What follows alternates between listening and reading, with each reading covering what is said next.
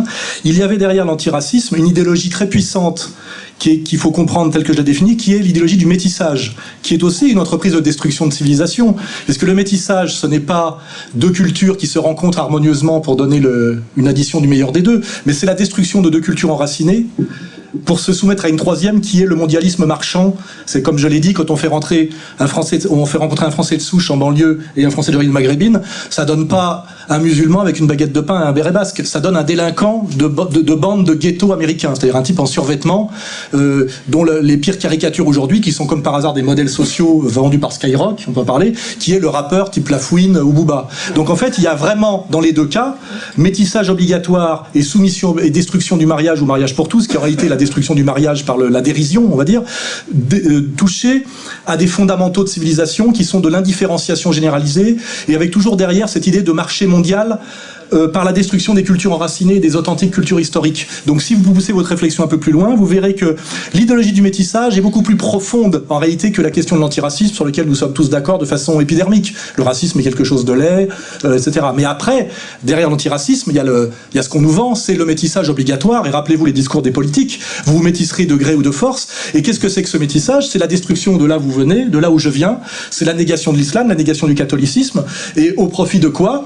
De l'idéologie, qui est pratiquement d'ailleurs une religion, puisqu'elle se justifie que par l'injonction et la colère, et pratiquement le dieu vengeur, qui est l'idéologie mondialiste. Et cette idéologie mondialiste a beaucoup à voir, je vous signale d'ailleurs, finalement, avec l'acceptation du mariage pour tous. Il fallait en passer par là, pour qu'on fasse accepter à la jeunesse qui arrive 30 ans après, qu'il ne reste du progressisme, non pas le progressisme social, mais après avoir dit que le progressisme c'était l'antiracisme comme espèce d'idéologie, de slogan creuse, et ben derrière, c'est l'antiracisme qui a amené la soumission des jeunes cons d'Antifa qui nous traquent, etc., à manifester en masse pour, soi-disant, cet égalitarisme abstrait, une fois de plus, qui serait le mariage pour tous, en pensant que c'est quelque chose de positif, et en ne voyant pas ce que vous avez vu, qui est la destruction d'une structure civilisationnelle. Donc, il n'a pu y avoir, je reviens sur vous, que cette soumission de la jeunesse progressiste naïve au mariage pour tous, parce que d'abord, on leur avait collé l'antiracisme comme critère de gauche, vous voyez. Donc, c'est parce qu'il y a eu l'un qu'il y a pu avoir l'autre, et nous sommes dans une dégringolade, je dirais, du vrai sens du progressisme, de la vraie intelligence et de la vraie prévention de ce qu'est la civilisation.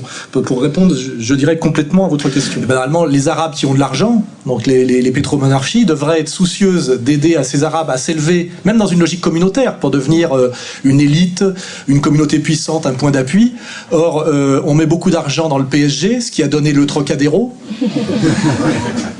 C'est quand même très étonnant. Or, moi, je viens d'une génération à l'époque où il y avait un vrai contre-pouvoir qui faisait qu'on pouvait trouver des sous, c'était l'URSS. Il ne faut pas oublier que nous sommes arrivés dans un monde unipolaire où il n'y a plus que les États-Unis et que tout le monde est soumis et terrifié aux États-Unis et avec Israël, bien sûr, toujours ensemble. Et que moi, pourquoi, à un moment donné, je me suis rapproché du Front National, ce que j'assume totalement, c'est que j'ai quitté, dégoûté le Parti communiste après que nous ayons subi une attaque violente qui s'appelait le complot rouge-brun, parce que nous essayions de regrouper les patriotes déjà à l'époque pour éviter les pièges qui se sont refermés sur nous. Donc on s'est fait virer du PC parce que le PC était en train de nous trahir totalement. Après, je me suis rapproché de Chevènement, j'ai vu qu'effectivement Chevènement à la fin se soumettait pour 10 places de députés au PS. Et puis à la fin, je suis allé voir qui? Je suis allé voir Le Pen parce que je me dis c'est le seul Gaulois qui tient debout. Les autres, il n'y a que des soumis. Et malheureusement, c'est le constat tragique que j'ai fait, et j'y suis allé à reculons, moi aussi, au Front National, faut pas oublier, j'étais 7 ans au Parti communiste, moi, et au Front National, j'y suis passé quelques mois pour, en plus, faire bouger sur la ligne sociale, et sur la ligne, justement, ne pas confondre immigration, islam, etc. C'est-à-dire, j'ai essayé de faire monter le niveau. J'y suis arrivé, d'ailleurs, partiellement, parce que vous avez bien tous compris que demain, il faudra que vous discutiez avec le Front National. Hein. Ah, ça y est, pour personne ne pourra y couper, et qu'on discute en général avec l'autre, faut pas oublier, quand on veut se réconcilier, on se réconcilie pas avec soi-même ou avec son double, ou avec un personnage en carton-pâte, un faux, c'est-à-dire que tout le PS produit depuis des années, des faux beurres, des machins, c'est pas Jamel Debbouze qui va sauver la France. Hein.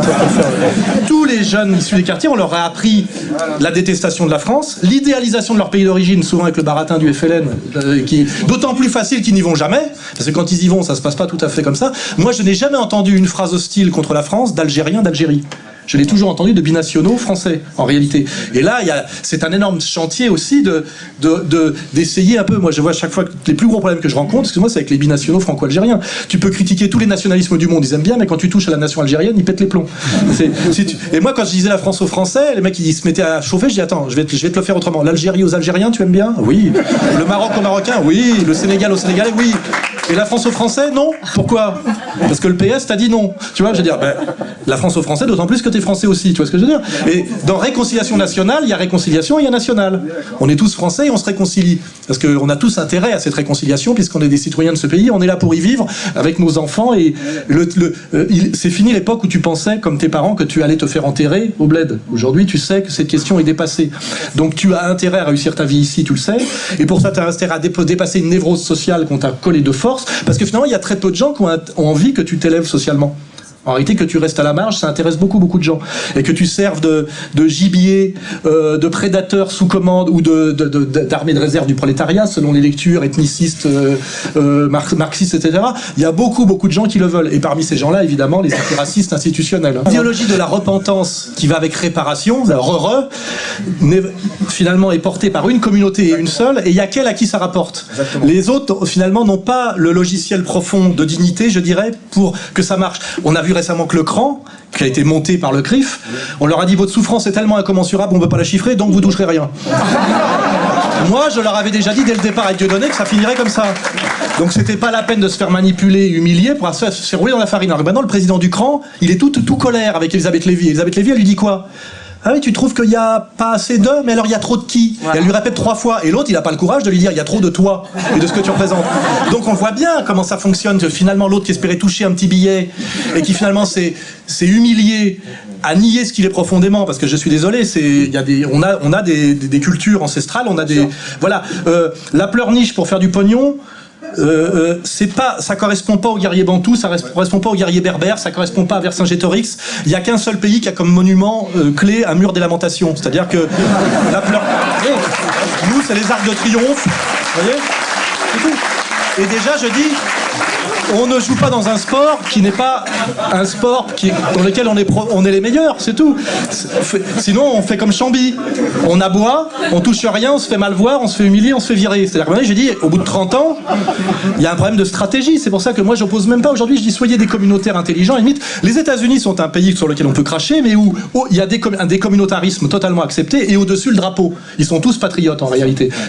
Donc, on peut très bien imaginer que la France, qui est obligée de muter, parce que l'histoire... Moi, je ne suis pas uniquement sur le sens par l'origine. Il y a aussi le marxisme, c'était le sens par le but. Et en fait, on est dans un équilibre des deux, forcément. On sait d'où on vient, et on va quelque part, et en fait, l'ontologie est cette espèce de tension entre le passé et l'avenir. Rechercher uniquement le sens dans le plus lointain passé est une absurdité, hein, puisque l'histoire est un processus en cours. Par exemple, toi qui es entier, tu as été français avant lui, par exemple, qui est savoyard. Qui suis savoyard, ouais. Mais pour finir mon raisonnement, on peut très bien imaginer demain que finalement la France, qui subit des pressions, le modèle anglo-saxon très fortement, puisse finalement s'en sortir un peu par le haut comme les États-Unis, où on est tous français sans nier nos origines communautaires, parce que le baratin de l'assimilation à Éric Zemmour, il y a que lui qui y croit. S'assimiler à quoi? C'est ce que j'appelais la halalisation du McDonald's, vous savez, les mecs qui se plaignaient que le quick halal. C'est-à-dire que c'était l'islamisation de notre américanisation, vous voyez. Et en fait, quand on parle d'assimilation, c'est assimilation à quoi? Moi, j'y crois pas non plus. Là, il y a très longtemps qu'on n'assimile plus à la France. C'est pas le Grand Condé qu'on a comme modèle, c'est Fernand Nathan, Jules Ferry. Pour moi, c'est pas des Français non plus. Donc, l'assimilation, c'est une escroquerie aujourd'hui. On est passé à autre chose. Mais par contre, il peut y avoir une solidarité communautaire et une conscience communautaire qui, à une échelle au-dessus, fait aussi la fierté d'être français. Exactement comme dans le temps. Je vous signale, on était auvergnat, savoyard ou breton, mais français au-dessus. Et c'est-à-dire qu'il y avait les rivalités de région, et puis à un moment donné, l'équipe de France, c'était l'équipe de France. Pourquoi puisqu'on est dans des systèmes de mutation et que de toute façon c'est comme ça, pourquoi demain on n'arriverait pas effectivement à savoir qu'il y a des Français d'origine algérienne qui sont fiers de leur passé, de leurs parents, etc., et même de combats d'émancipation qui ont été menés, mais qui, compte tenu d'une histoire toujours qui avance, aujourd'hui on est tous Français. Alors exactement comme on le fait à Égalité et Réconciliation, on n'est pas là pour raboter les identités en disant l'assimilation, nos ancêtres les Gaulois. Non, il y a un moment donné, comme dans l'armée de Spartacus, on a des valeurs communes qui sont la dignité, la fierté, le respect des anciens, l'honneur, on sait très bien que ces valeurs sont universelles. Voilà, le bien c'est mieux que le mal, la vérité c'est mieux que le mensonge, etc., etc. On le sait tout ça. Et donc moi je ne propose pas soit l'assimilation, soit la marginalisation. Je dis, ça ne me gêne pas un communautaire intelligent, c'est-à-dire qui effectivement existe par sa communauté, c'est d'où il vient, mais à un moment donné a compris qu'il participait à la plus grande France. Et je pense que c'est notre intérêt à tous, notre avenir authentique, et c'est un discours de vérité, parce que l'assimilation, je vous le dis moi-même, le baratin à la Zemmour, moi je sais que c'est un mensonge. mensonge. C'est un mensonge puisque tous nos leaders politiques sont des traîtres à la France et ne sont pas là pour magnifier le modèle français, mais pour nous vendre à quoi? À l'Amérique et à Israël. On le sait très bien. Donc quand on sort de ce mensonge-là, on commence à se faire respecter. Donc moi là-dessus, je suis d'accord avec vous. La France que vous n'aimez pas, je ne l'aime pas non plus. C'est un premier préalable. Maintenant, quelle France pouvons-nous faire ensemble en fonction quand même, effectivement, du vrai peuple de France et de la vraie histoire de France respectable. Moi, quand je veux faire aimer la France à un type de quartier, je lui montre Tabarly, je lui montre pas François Hollande, vous voyez, ou je lui montre le Grand Condé ou Bayard, vous voyez. Et d'un seul coup, c'est pour ça que je fais lire l'histoire de France de Bainville aux jeunes. Il y en a plein des quartiers qui le lisent. Cette France-là, on est obligé de l'aimer parce que c'est quand même un très très grand peuple et un très grand pays, la France. Ça existe depuis 1500 ans, c'est pas de la merde. Or aujourd'hui, qui nous dit que c'est de la merde? C'est même pas les types de quartiers. Ce sont nos élus, nos élites, nos profs, nos recteurs d'université, nos éditorialistes de journaux, nos patrons de presse, nos ministres, etc., qui toute la journée nous disent que nous sommes de la merde. C'est-à-dire, Et Bouba. Et ils le disent à dessein. Et ils le disent à dessein. Mais Bouba, c'est pas le plus grave, parce que Bouba, finalement, il répète un baratin, il est à Miami, on s'en fout. Mais quand François Hollande, qui est le président des Français, ne sait même pas comment est le drapeau français, s'appelle Hollande, ce qui est déjà pas très... Ça s'appelle pas De Gaulle, vous voyez, hein, et nous dit en gros, nous sommes de la merde, nous devons nous repentir, nous devons nous soumettre à toutes les minorités qui demandent quoi que ce soit, nous sommes là que pour nous, la repentance et la réparation. Aucune communauté humaine ne peut fonctionner là-dessus. Sur la haine de soi, la désintégration, la désagression, et il faut à un moment donné comprendre que ce système-là, finalement, il y a très peu de gagnants dans ce système-là.